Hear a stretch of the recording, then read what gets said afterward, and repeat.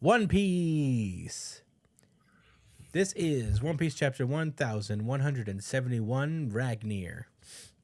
Last we left off, Harold was going nuts and destroying everything. Loki had to go find the treasure of Elbaf in order to use it to slay his father, and he found it. Not only did he find the fruit, he found the his hammer that he currently uses in present day, known as Ragnir. That is actually secretly a strange squirrel thing, and that has chosen him. Kudu kudu. Kudu kudu. Has chosen him to have the devil fruit and allow him to eat it. And so he showed up and he beat the shit out of his dad and ended up killing him using Ragnir. Vanquished him. Yeah, literally, like, it was crazy.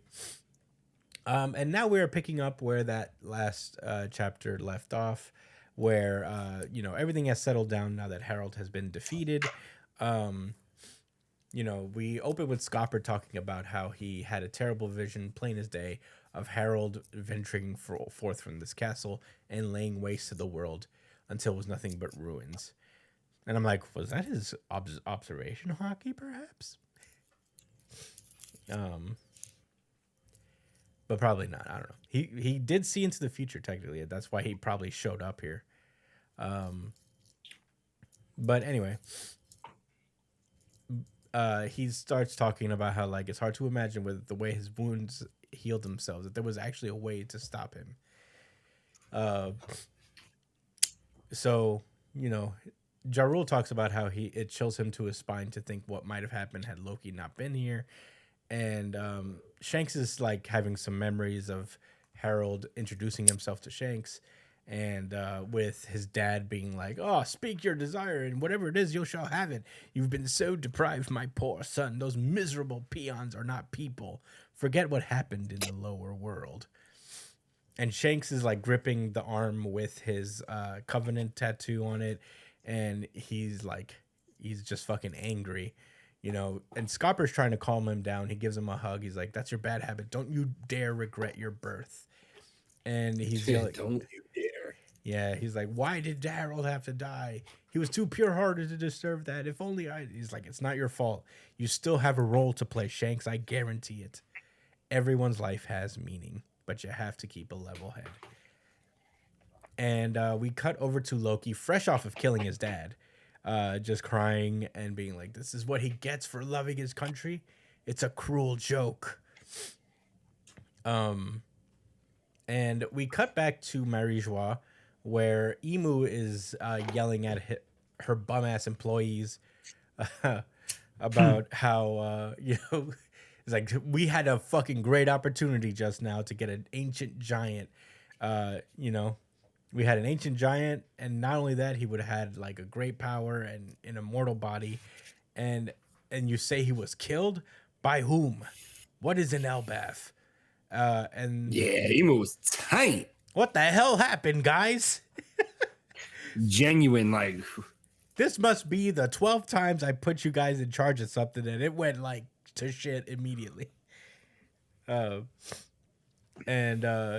five elders are like, "We shall have this investigated. Harold's abyss still remains in Elbaf." And he's like, "No, it'll only mean the death of more knights." And she says, "Performing..." It's like, relax. I'm not trying to lose more knights. There's clearly something there that can kill them, so let's not do that. And he says, "Performing the covenant inflicts a cost upon Mu as well." So every time Mu uses this power, it seems to be like taking a chunk out of them. He's like, "We actually had a guy who was going to who chose to debase himself to connect his country to other lands and peoples. His tribe are warriors. He's one of a kind, and we'll never see another guy like this again." He was a king of Elbaf. You sound like what? I was gonna say, you just sound like somebody that's a fan of a team that made it to the Super Bowl. Yeah, that's literally what he said. Never gonna have this opportunity. Yeah, for real. He's just like, we'll never be back here again. He's like, he was a king that Elbaf should never have had. History does not lie. Our kinds are incompatible. Never forget that Elbaf is D. What does that mean? Oh, can't wait to rack y'all minds about that. So it's not even just a name only. You know what I mean? It's just something. It's crazy. All right, so we cut back to Elbaf as Loki has linked up with Shanks and Scopper and Jarul, and he tells Jarul that he's going out to sea and he's taking all the surviving guards with them. And he's like, "What about Harold?" And he's like, "You know I can't tell them. Listen closely. Don't speak a word of what happened here to anybody." And Jarul's like, "You know they're just gonna fucking blame you for it, right?" And he's like, "Who? And how's that any different from usual? You know, do you really see a future where I become king and carry on my old man's ideals? But there are other ways I can live up to him." And he says, I'll take the powers I have and go avenge my dad and his soldiers. So I guess Loki fucks off. He's ready to go to war. Yeah, and that's pretty sick, to be honest. And there, you know, Ja Rule's just yelling at him not to go because the world government is a colossal organization. And so Loki explains that he sailed right off the island. And he tells Hajrudin that we're back in present time, by the way. The flashback's over. Yeah. Hajrudin is he's talking to Hajrudin. He's like, I'm sure that you're in the transition of the panel. Yeah. By the way, now we didn't even get another page. Yeah, we're just back. Or dot. Yeah. Barely. And Loki is talking, you know, so he's been telling this entire story. He's like, I'm sure. He said, "I'm sure I sailed right off the island." And he's like, "I'm sure that you've heard by the time you return home, Hadrudin, that I've been fully transformed into Loki the Father Slayer. I certainly did enough to convince them I was capable. But however, I am not so far gone that I'd celebrate killing my own dad. I just didn't want everything to be undone because of what happened in the end. Or do you still think I should have told the country everything?" And Hadrudin is just like, But Scopper's like, "It's all true, Hajrudin. Do you get it now? I didn't want to have to dredge this all up. I understand what..." And Hajrudin is like, "I now understand why Ja Rule argued for your clemency and continue to protect you." So he's like, "And ever since then, the government's has been Elbaf's enemy. How did they manipulate him like that?" So, you know, Scopper's like, you know, I could explain more if you want. And Hajrudin's like, "That won't be necessary for now, Mr. Ya. I don't need a That's reason. enough. I don't need a reason to protect my homeland." And Hajrudin unchains Loki, which is pretty cool. And he tells Loki to fight with him for Elbaf's sake. And Luffy's like, "Yeah!" It's pretty cool. I mean, it feels like forever since I've seen Luffy. You know what I mean? Yeah. It's been a while. Holy shit. I think it was, yeah. But yeah, he's like, "Yeah, now you could fight." And then, you know, right on cue, they get their wish. One of the nightmare things pops up. The Dragor comes up and lands in the underworld. And it is humongous. Loki is the biggest giant that's on, like, in the area. And this thing dwarfs it. So that's pretty crazy. Yeah. Damn. Ragnir. What is that? Is that a Draugr? But those aren't real. And Loki's like, "Sounds like the perfect warm up. You go ahead. I can fly up." What is this devil fruit power? Allows him to fly. It lets him do literally everything. Yeah. And then I also have this power, and then this power. So yeah, everybody goes on ahead. The new giant pirates go on ahead with Chopper and Sanji. So yeah, the rest of the giant pirates apologize for thinking that Loki's a murderer. He's like, "We're sorry. We thought you totally killed your dad, but we're only sorry for this one thing. All your other crimes still count." So yeah, Loki's hyped because he can move again. Scopper and Sanji go away, you know, to aid in the battle. And Luffy stays behind, and Loki's like, "What are you still doing here?" And Luffy's like, I want to see how you fight. And I'm like, me too, Luffy. So yeah, Loki takes a big leap. He leaps towards the dragger, and he loads up Ragnir and just slams it into it. However, instead of lightning this time, ice encapsulates the dragger and freezes it whole. And Luffy's like, what? And that is where the chapter ends. Holy moly, Josh.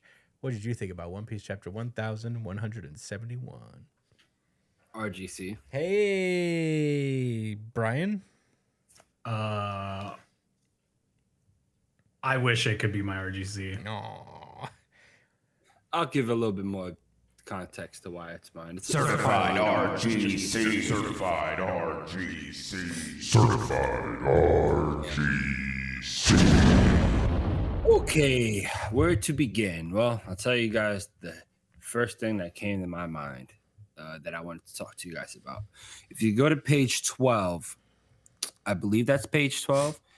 You'll see Loki yelling at his brother Harjuden about how he's not really a father killer, et cetera, et cetera.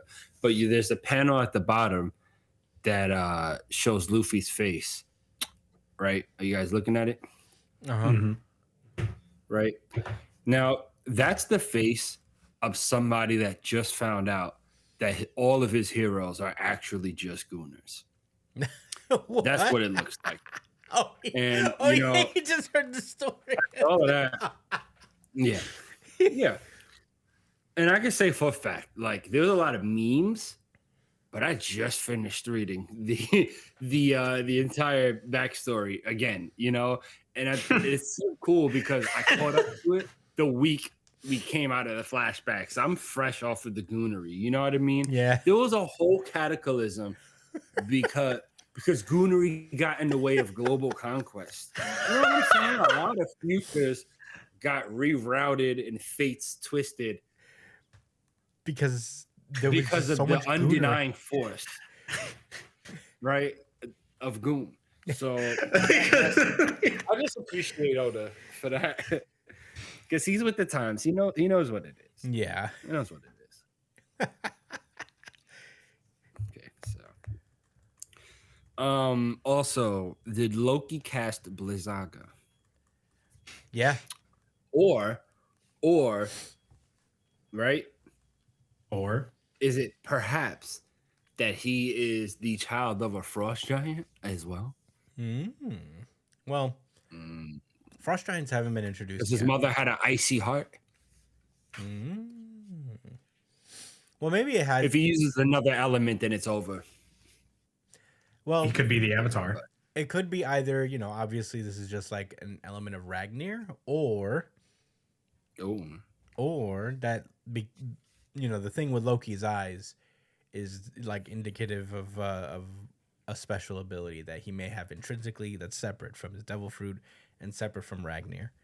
I don't know about Frost Giant, but because they haven't been. Like he have a Keke Genkai. Genkai, yeah. Yeah. You know what's funny? Shinobi Undercover has introduced like Keke Genkai type stuff. So, but yeah, Sick. yeah. So yeah, it could be a Keke Genkai in One Piece.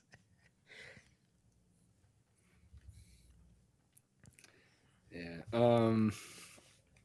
Yeah, this was the RGC for me again. Probably more so for the timing, but they've been showing Emu a lot lately, and it's funny because I thought about how, like, all right, this is Emu, like this is like I'm sure we're gonna see their face fully at some point, but I think this is who they are, and they have a cloak over them or something like that. I don't think we're like Oda's being that you know what I'm saying, weird about like not showing us who it is.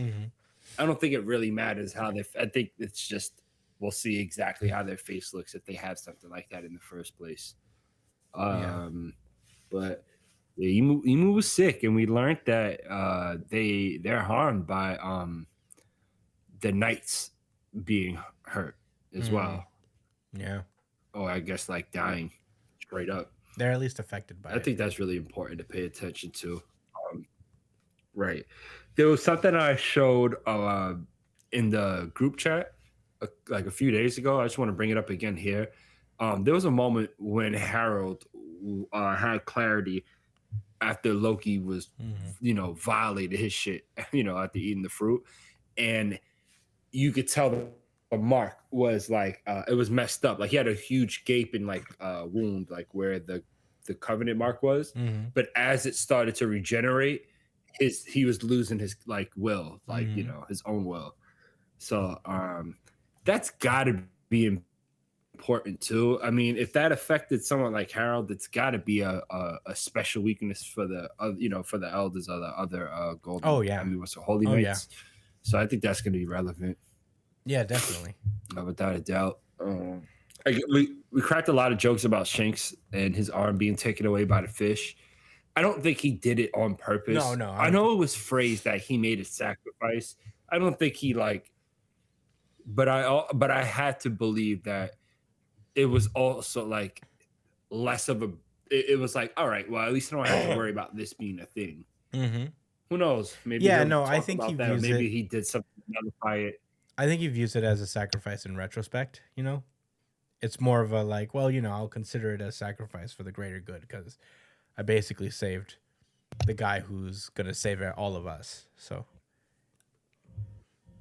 You know what else? I like you could argue that like he had a lot of like at that point he was an emperor, right? Mhm. When well, Luffy no, was a kid, and he was on likely island? wasn't an No, not emperor yet. at the time.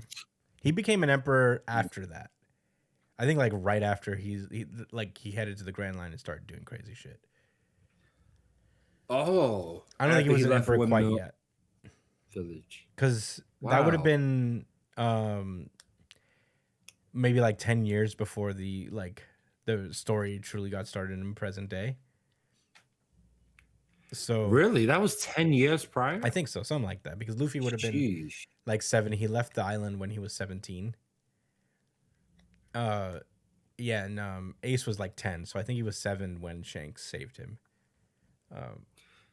So he became. Oh, you know what? Okay, so that makes a lot. All right, so that actually leads to what I was going to say anyway, which is that maybe that's what led him to make more moves and become an emperor, Oh yeah, knowing he didn't have that burden, right? So yeah, probably. I think for sure that's going to be a thing. Well, he did mention that like when he left, when he was gonna leave that one time, he wasn't gonna come back to the East Blue. So I think no matter what, he had already intended to do some stuff and Yeah. like make his way into being an emperor and stuff. But yeah. Mhm.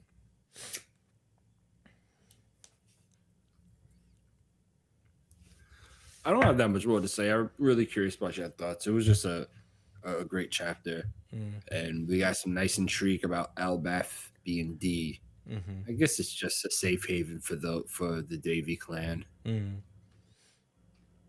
Then again, Joey Boy was supposed to be a giant, right? No.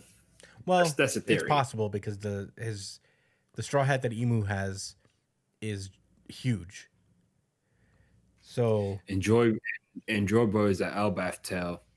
Though No. the Buccaneers had a tail of him too. yeah, I think it's a But universal aren't thing. Buccaneers just giants as well? Mixed with No. humans? They're smaller. They're definitely not giants. Yeah, okay. I thought there's like a mixed. I would say race. they're I like thought kind that of was, like what was being implied. I think it's like they have like lineage with giants, but they're not exactly. Yeah, they have giant blood. They're kind of like, they're probably just a mix. Yeah, I would say they're like kind of Hagrid from Harry Potter, where he's like a half giant. So he's like a lot bigger than everybody else, but he's not exactly a giant. Yeah, what they lack in like the actual physical height. I mean, in the height, they probably make up for in like The all of actual that power. layered durability. Yeah. That's all I really got to say. Brian, what are your thoughts on this chapter? I really we're learning a lot more about Shanks in like very subtle ways. And I don't know, seeing him as somebody who like I don't know, seeing that little detail, it kind of felt very like father-son-y kind of moment with between Scopper and Shanks. And it's clear that this kind of feeling has happened before while they were on the ship, like probably while he was growing up with the Roger Pirates. Um, and it just, I don't know, seeing Shanks, like he's just such a kind person. Like, you know what I mean? Like you cannot convince me that he's gonna be like an enemy to the Straw Hats at some point. Like it's so strange where he fits into all of this. Um, but seeing him have like this kind of human moment, knowing who he is now, is very, I don't know, it felt very, very nice to see Shanks kind of be human. But also like Loki throwing his cloak over Harold's body was just so Yeah. that shit hurt. Oh yeah, I to didn't kind even of catch look. that really. Yeah, it Catch really is such a tragedy. One Piece is so good at writing tragedies. Like Oda is so good at kind of creating myth and having like these kind of, I don't know, ancient mythological tragedy kind of like feelings to his backstories and stuff, like with Odin and with Rod. Like I'm sure Roger's flashback is going to be fucking insane. But man, he knows how to make you feel for somebody and then have them have their entire life be completely shit on. But I'm curious as to why we're not going to learn more about what Loki did when he left Elbaf. But I have a theory. Ooh, it's theory time. I have a theory that Loki's devil fruit has something to do with the freezing of the Galila. Oh. And that's why Rox needed the devil fruit so that he can thaw them out. Because it might be a similar thing as with Boa Hancock's devil fruit, where like only the person using the devil fruit can deactivate the petrification. So I'm thinking maybe this devil fruit has something to do with the freezing of the Galila for some reason. It's possible. I mean, they do have freezing powers. Because they did get mentioned again during this arc, right? Like, I'm not tripping. They brought them up again recently, right? Yeah. Not this chapter, but I think they definitely have brought. No, up. like not this They chapter, did but a this couple arc. chapters Is what I ago. meant. Yeah, they did a bunch of times. They brought them up in the. Yeah. They brought them up in the flashback. in the library too, right? I don't think they called them by their name though. Like we first learned about the Galila from Rox himself. He confirms that that's what that was in Punk Hazard, because he said like someone claims that there's a, I don't think it was Rox that said it. It was like the leader. I think it was this dude with the sword in his head that said like there's a rumor that they're frozen somewhere. You know what I mean? Yeah. Like in captivity. And that's literally what we saw like out in Punk Hazard. So but Rox should know about it though, right? this is bringing up a theory within me now. Okay. So I don't think Loki joins the Straw Hats here. But what I do think happens is that he sets out to sea with the new giant pirates and they go to find the Galila. That would be sick. And then I could also see Loki just being with the crew and the other new giants going to do that. But I think their specific mission is to go find the Galila giants and bring them to the battle. That would be sick. I mean, the Galila giants are the ones who have to build Pluton. No, isn't that the whole thing? I think they did. I don't even know what they're gonna do with Pluton because it feels like there's like 3 Plutons or some shit right now. Well, Pluton exists already. There's a built Pluton in Wano. And Frankie burnt the blueprints, and there is a means to essentially recreate them using Robin. And however they plan on, whether it's a poneglyph or something that actually tells you how to build it or what. But yeah, that is the vibe. There were 3 methods to get the Pluton. Blackbeard's probably gonna get it because Caribou's probably gonna tell him that the Pluton's in Wado. Mm-hmm. Yeah, right. I mean, it's gotta happen. Mm-hmm. And Rox didn't have any real connection with any samurai. Yeah, Wano, so it's not like I think it lines up perfectly because that means every major force has an ancient weapon on their side. Like Blackbeard would probably get Pluton. The government probably already has Uranus. not mine. Not mine. Uranus, not my anus.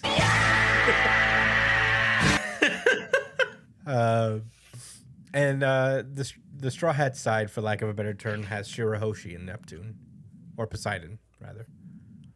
So, balance of power, I guess. Right. Wow. Poor Wano. They just they just got over some bullshit. Yeah. That's probably Maybe why they pull up like discreetly. Honestly, that's probably why it's gonna be like easy for Blackbeard to get them, because right now they're just recovering, from their several decade-long travesty that's been going on in their lives, where half the population is still starved, probably just getting their shit together. Yeah. But we'll see. The Akazaya 9 and Kaido Jr. ain't enough. It's not enough. No, it's not enough. But yeah, Brian, were those all your thoughts? Yeah, that's it. I'll do my thoughts really quick. I do agree with Brian. There's like a really cool like father-son moment with Scopper, but I think like it's more the village that raised them. I think they all considered Shanks to be their son in a sense.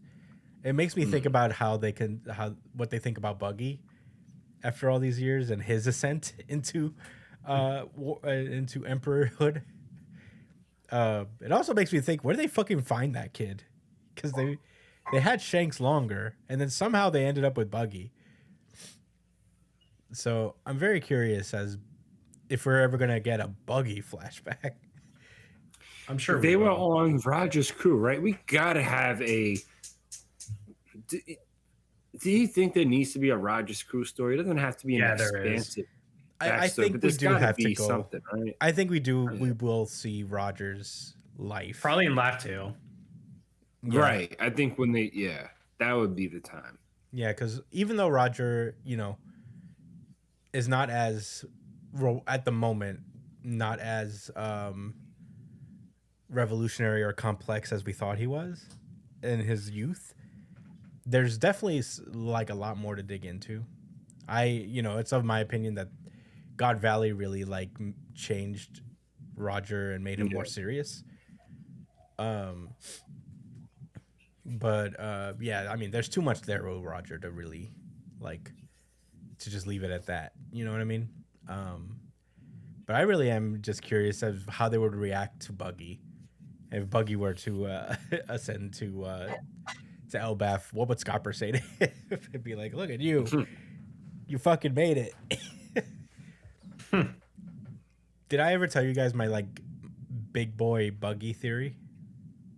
What is it? No. I think I mentioned it to you guys before, but I'll say it on the pod.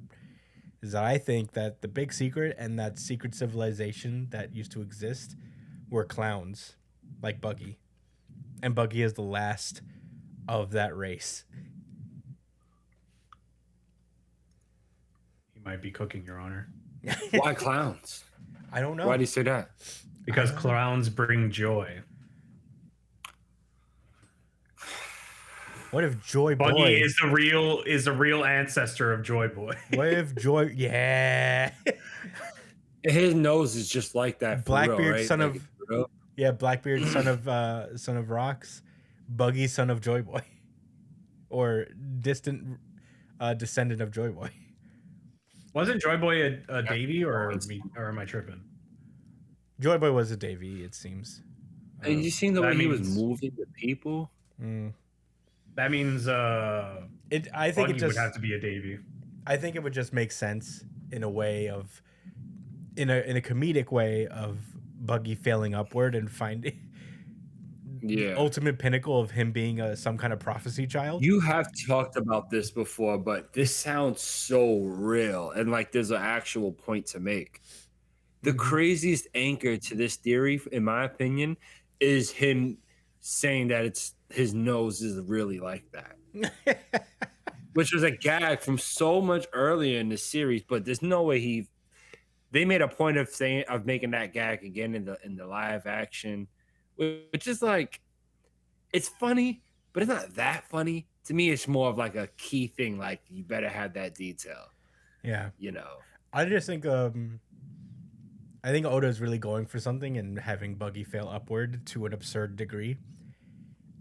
And him going I'll take it further. I'll take it further because like you're right, he keeps failing upwards, but he's like it's almost like he's actually the child of fate, right? Yeah. Because like even though he keeps getting in over his head, he finds a way to like rise and take advantage of situations. And on top of that, he always gets people to follow him one way or another. Yeah.